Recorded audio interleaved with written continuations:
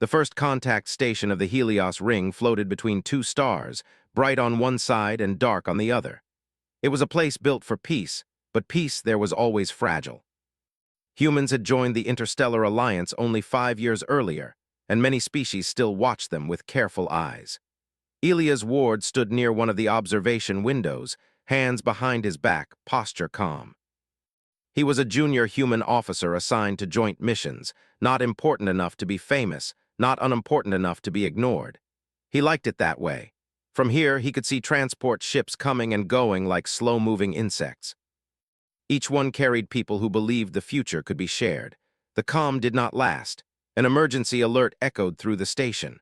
A frontier outpost on a nearby planet had gone silent. The planet, Caris 9, was known for violent storms and unstable ground. It was also home to a Velari research team studying energy crystals deep below the surface. The Alliance Council ordered an immediate rescue mission. Elias found himself assigned to the team almost by accident. The human contingent was small, and he had survival training on unstable worlds. Within an hour, he was aboard a mixed-species shuttle heading toward Caris 9. The Velari were different from humans in many ways. They were taller with smooth, pale skin that reflected light like polished stone. Their eyes were dark and deep, and they rarely showed emotion. Their culture valued restraint and tradition above all else. Elias had trained alongside them, but he still found them hard to read. The shuttle shook as it entered the planet's atmosphere. Lightning flashed outside, blue and white against black clouds. The pilot cursed quietly as turbulence threw everyone against their harnesses. They landed hard near the ruined outpost. The structure had collapsed into the ground, half buried by shifting soil.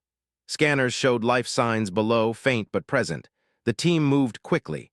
Wind screamed across the surface and rain cut like needles. They descended into the broken structure, climbing over twisted metal and fallen walls. That was when Elias heard it.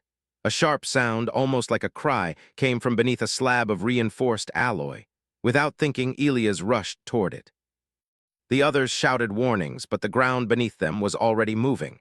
The slab began to sink. Elias jumped forward, planting his boots and gripping the edge with both hands. The metal was heavier than anything he had lifted before. His muscles burned, but he held on. Beneath the slab, trapped in darkness, was a Velari woman. Her breathing was shallow, her eyes wide but focused. Their eyes met.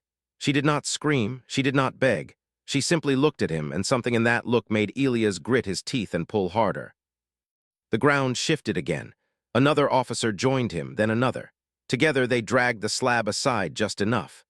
Elias reached down, wrapping his arms around the Velari woman and pulling her free as the ground collapsed where she had been. They rolled away just in time. For a moment, Elias lay on his back, staring up at the storm-filled sky, rain pounding his face. The Velari woman lay beside him, breathing fast but alive. She turned her head toward him. Her hand, long-fingered and trembling, touched his arm. "You stayed," she said quietly, her voice controlled despite the chaos. Elias nodded. "Of course." At the time, he thought nothing of it.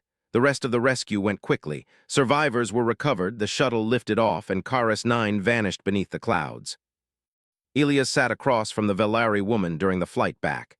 She had been introduced as Luri, a cultural envoy and scientist. She watched him often, her gaze thoughtful. Back at the Helios ring, medics treated the injured. Elias was cleared quickly, though his muscles ached and his hands shook from exhaustion.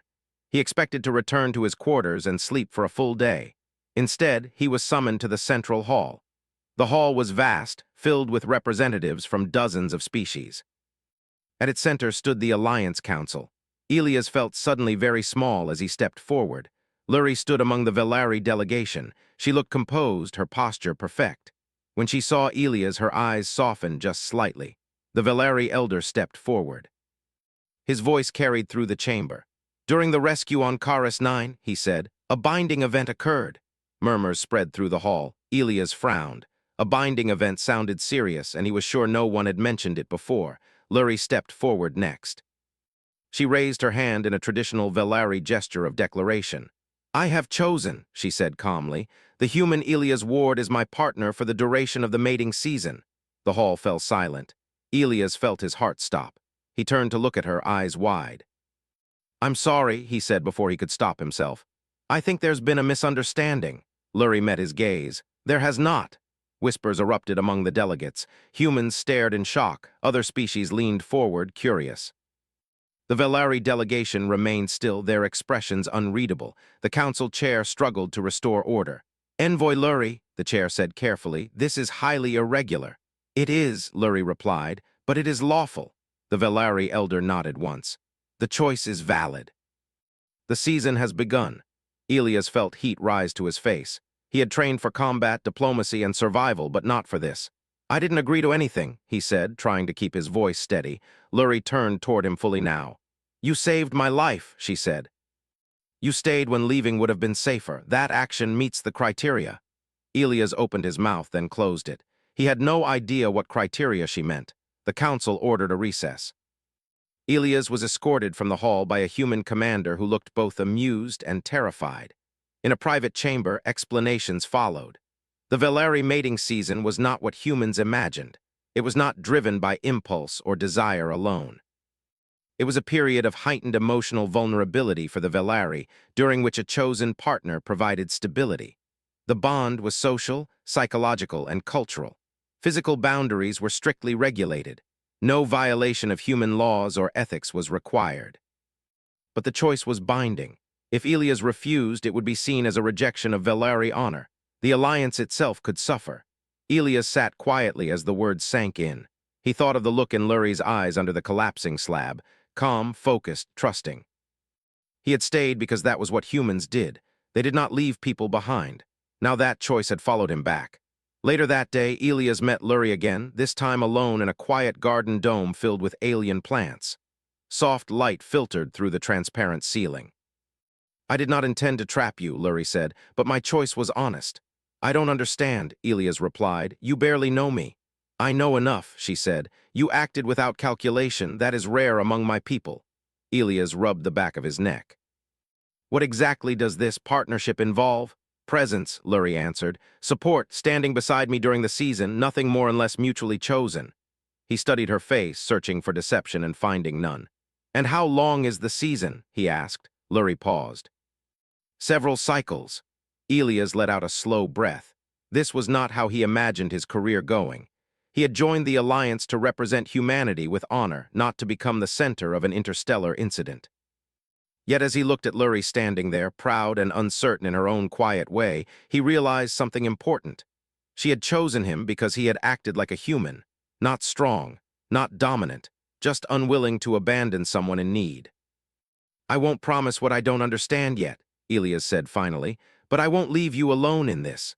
Lurie inclined her head, a Velari gesture of respect. That simple moment was watched by cameras and diplomats alike. Across the station, news spread fast. A human had been chosen. A human had not run. And somewhere deep in the Alliance, old assumptions began to crack. The announcement spread across the Helios ring faster than any official report. By the next cycle, everyone knew the story. A human officer had been chosen by a Velari envoy during mating season. Some spoke with curiosity, others with fear, a few with quiet excitement. Elias felt all of it pressing down on him as he walked through the station corridors. Eyes followed him now. Conversations stopped when he passed. He had become visible in a way he never wanted. The Alliance command reassigned him immediately. His normal duties were suspended, replaced with a new role that did not exist before. He was now listed as a cultural stabilizing partner, a title that sounded calm but carried heavy weight. Velari protocol officers briefed him for hours. They explained rules, limits, traditions, and unspoken expectations. Elias listened carefully, asked questions when needed, and took notes like a student preparing for an exam that could decide the future of more than just himself. The most important rule was simple. He must remain present. During the mating season, Velari emotional control weakened. They did not lose reason, but they felt everything more deeply. Anxiety, fear, doubt, pride. A chosen partner acted as an anchor, someone steady, someone predictable. You do not need to fix anything, one Velari instructor explained. You need only remain. That sounded easy, but Elias knew better. Remaining was often harder than acting. Lurie moved into a designated living space near his own. The quarters were separate, but connected by a shared common area. This arrangement followed both Velari tradition and human comfort standards.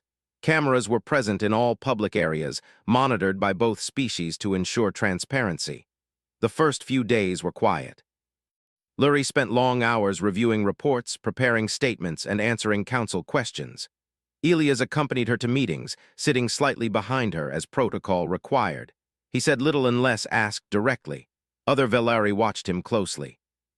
Some approached with polite curiosity, others with clear doubt. One Velari male, taller and older, confronted Elias openly in a public hall. His voice was calm, but his words were sharp. "You are fragile," he said. "Your kind is short-lived. Why should one such as you be chosen?" Elias felt many eyes on him. He chose his words carefully. "I was not chosen for strength," he said. "I was chosen because I stayed." The Velari male studied him for a long moment. Then he inclined his head slightly and walked away. It was not approval, but it was not rejection either. At night, Elias found sleep difficult. He replayed the rescue over and over in his mind. He wondered how one moment of instinct could change so much. He worried about making a mistake that could insult an entire species. One night he found Lurie standing in the shared space, staring at the stars through the dome ceiling. "You do not rest," he said gently. "Neither do you," she replied. He joined her, keeping a respectful distance. For a while, they said nothing. "Do you regret your choice?" he asked finally. Lurie considered the question. "No," she said, "but I fear the consequences." "That makes two of us," Elias replied with a small smile. Something eased between them then, not comfort exactly, but understanding. As the season progressed, subtle changes appeared. Lurie's control slipped in small ways. She paused longer before speaking. Her focus drifted at times. Once, during a council session, her voice shook. Elias noticed immediately. Without speaking, he stepped closer, placing himself within her field of view. He stood still, steady, breathing slow. It was something he had learned in human crisis training. Lurie's breathing matched his. Her voice steadied. The session continued. The Velari noticed. Word spread that the human anchor worked. Not everyone was pleased. A rival faction within the alliance saw opportunity. If the bond failed publicly, the Velari would lose honor and humans would take the blame. Quiet pressure began to build. Challenges followed. Elias was summoned to participate in Velari trials. Not physical combat, but tests of patience, honesty, and resolve. One test required him to remain motionless for hours, while Velari elders questioned his intentions again and again, trying to provoke anger or fear. He answered calmly every time. Another test placed him in a simulated emergency where he had to choose between personal safety and duty. He chose duty without hesitation. The results surprised many. Humans were not strong like the Velari. They were not long-lived or emotionally reserved, but they were consistent. When humans chose something, they held to it. Lurie watched all of this quietly. Her respect for Elias deepened, though she rarely showed it openly. In private moments, however, she spoke more freely. "You are not what they expected," she told him once. "I hear that a lot," Elias replied. As the midpoint of the season approached, tensions reached a peak. Rumors of sabotage circulated. Security increased around both Elias and Lurie. One cycle, during a transit between council chambers, the station lights failed. Emergency systems activated, casting everything in red shadows. Alarms echoed through the corridors. Elias reacted instantly. He moved in front of Lurie, placing his body between her and the dark. "Stay close," he said. Figures moved ahead, shapes too fast for humans armed with shock weapons. They were not Velari. They were mercenaries hired to create chaos. Elias knew he could not win a fight against them. He did not try. Instead, he activated his emergency beacon and shouted into the corridor, drawing attention to himself. The attackers hesitated. That moment was enough. Velari security arrived like a storm. The attackers were subdued and taken away. Elias was injured. A shock blade had grazed his side. He remained standing until Lurie was safe, then collapsed. He woke in a medical bay, pain dulled by medication. Lurie stood beside him, her composure fractured in a way few Velari had ever seen. "You were harmed," she said softly. "I'm fine," he replied. "Part of the job." "You were no longer required," she said. "The law would not have judged you." Elias met her eyes. "I didn't do it because of the law." That was the moment something changed, not just between them, but within the alliance. The incident was broadcast. Humans saw one of their own stand unarmed before alien attackers. Velari saw a partner who stayed even when duty ended. The season was nearing its end. Pressure mounted. The council prepared for a final evaluation. The bond would either be declared fulfilled with honor or dissolved with consequences. Elias stood once more beside Lurie in the central hall. This time he felt no fear, only resolve.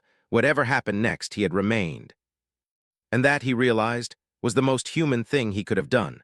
The final cycle of the Velari mating season arrived quietly. There were no alarms, no public announcements, only a feeling across the Helios ring that something important was about to be decided. Delegations arrived from distant systems. Observers filled the upper galleries of the central hall. Every species wanted to witness what would happen when tradition met choice. Elias stood alone in his quarters, adjusting the plain uniform he had chosen for the day. He had been offered formal attire, ceremonial markings, even symbolic colors. He refused them all. He wanted to stand as himself, nothing more. He thought back to his life before the rescue. Quiet missions, routine reports, no one knowing his name. He had never wanted attention. Yet now millions across the Alliance knew who he was and what he represented. A human officer, chosen, still standing. A chime sounded at his door. Lurie waited outside. She wore traditional Velari robes, flowing and pale, marked with subtle patterns that represented stability and endurance. Her posture was calm, but Elias could see the strain beneath it. The season had taken its toll. "You are ready," she said. "So are you," he replied. They walked together through the corridors toward the hall. No guards surrounded them. That was a Velari choice. Trust had to be visible. Inside the hall, silence fell as they entered. Elias felt the weight of countless eyes. He did not look up. He focused on his breathing, slow and steady, the same way he had during the trials. They took their places at the center. The Velari elder stepped forward, his voice carrying clearly. "The season ends today," he said. "The bond will be judged." He turned first to Lurie. "Envoy, did the chosen partner provide presence, stability, and honor?" "Yes," Lurie answered without hesitation. "At all times." The elder nodded. Then he turned to Elias. "Human Elias Ward," he said. "Did you accept this role freely?" Elias lifted his head. "I did." "Did you remain without coercion?" "Yes." "Did you stay when departure would have been easier?" "Yes." A ripple moved through the hall. The elder raised his hand. "Then by tradition the bond is—" A sharp sound cut through the chamber.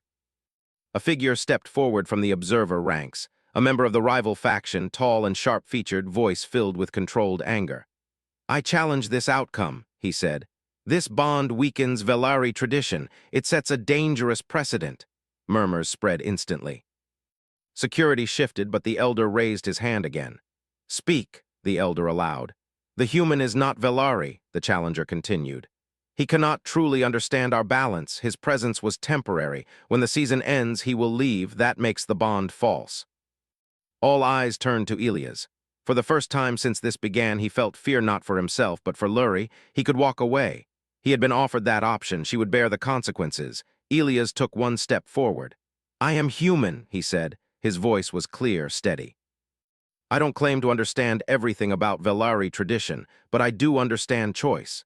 He looked at the council, then at the gathered species. "I was not forced to stay. I wasn't paid. I wasn't promised anything. I stayed because someone needed me to stand beside them." The challenger laughed softly. "And when the need ends—" Elias turned to Lurie. She met his gaze, uncertainty and hope mixed together. For the first time, she did not hide what she felt. Elias faced the hall again. "Then I will still stand," he said. Silence followed. The elder studied him carefully. "You speak beyond obligation." "Yes," Elias replied, "because humans don't bond because of seasons or laws. We bond because we decide someone matters." The words echoed across the hall. The elder stepped back, conferring briefly with the other Velari leaders. Time stretched. The alliance waited. Finally, the elder returned to the center. "The bond is fulfilled," he declared. "Not by biology, but by honor." A deep sound rose from the Velari delegation. It was not applause, but approval. The challenger said nothing. He turned and left. Relief washed through Elias, but it did not end there. The elder continued. "The season has ended. By law, both parties are free." Lurie's breath caught. Elias felt it beside him. The elder looked at Elias again. "Human, your duty is complete." Elias nodded slowly. "I understand." Lurie turned toward him. For the first time since they met, her control fully slipped. "You may go," she said, though her voice was quiet. "I will not hold you." Elias took a breath. He thought of Earth, of quiet mornings, of a life that would return to normal if he walked away now. Then he thought of the moment under the collapsing slab, of the trust in her eyes. "I'm not leaving," he said. Gasps spread through the hall. "This is no longer required," the elder warned. "I know," Elias replied. "This is my choice." Lurie stared at him. "You owe me nothing." "I know that too," he said, "but I don't walk away from people who stood with me." The elder was silent for a long time. Then he spoke words that would be remembered across the alliance. "Then this bond changes," he said. "It becomes mutual." Lurie stepped closer to Elias, not touching but near enough that their shoulders almost met. "I chose you for the season," she said. "I choose you now because you stay." Elias smiled, small and human. "I guess that makes two of us choosing." The council recorded the decision, not as a mating bond, but as a voluntary partnership recognized by Valeri and human law alike, a first of its kind. News spread quickly beyond the station. On human worlds, people watched in silence as the story unfolded. No weapons, no conquest, just a human standing when it would have been easier not to. Among the Valeri, something shifted. Tradition did not break, it evolved. In the cycles that followed, Elias returned to duty, but nothing was the same. He was no longer just an officer. He became a symbol, though he never asked to be one. Lurie continued her work as an envoy, now often accompanied by Elias not by requirement, but by choice. They worked side by side, learning each other's cultures, making mistakes, correcting them together. Their bond was quiet, built on presence, on trust, on staying. Years later, historians would write about that season. They would say it was the moment the Alliance truly understood humans, not as conquerors, not as weak newcomers, but as the species that remains. And in a galaxy ruled by instinct, that simple human decision changed everything.